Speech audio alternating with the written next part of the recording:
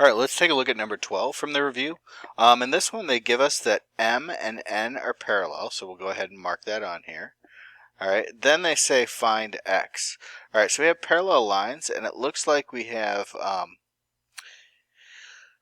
an interior angle and an exterior angle, all right, that are on opposite sides of the transversal, so not corresponding. All right, first thing I'm going to do is I'm going to take and I'm going to transfer this measurement over to this angle because those would be corresponding. So we'd have another 3x plus 12 right there. All right, that's going to be the key to getting through this problem because now I have a linear pair.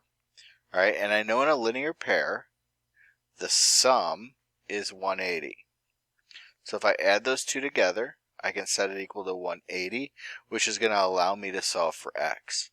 All right, so that's a 5x plus 5 equals 180. Subtract the 5 from both sides, we have 5x equals 175. And when we divide by 5, 5 is going to go into 17 3 times. That leaves a 25, so we've got 5. So x is 35. All right, now at this point they ask you for a couple angles. The first angle they ask you for is ABC. All right, so ABC is this angle right here. All right, I'm going to lean on the fact that we have vertical angles to say that that has to be 2x minus 7, just like the corresponding vertical, just like the vertical angle that goes with it is. All right, we know x is 35, so we have 2 times 35 minus 7.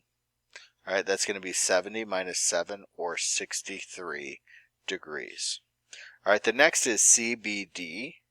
So CBD is this angle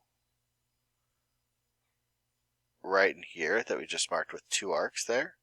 All right, so that's a 3x plus 12. So 3 times something plus 12. The something we already found out was 35. All right, so 3 times 35 is going to be 90 plus 15, or 105. So I have 105 plus 12, all right, which is going to be 117. Now, we could have also gotten that by taking 180 minus 63.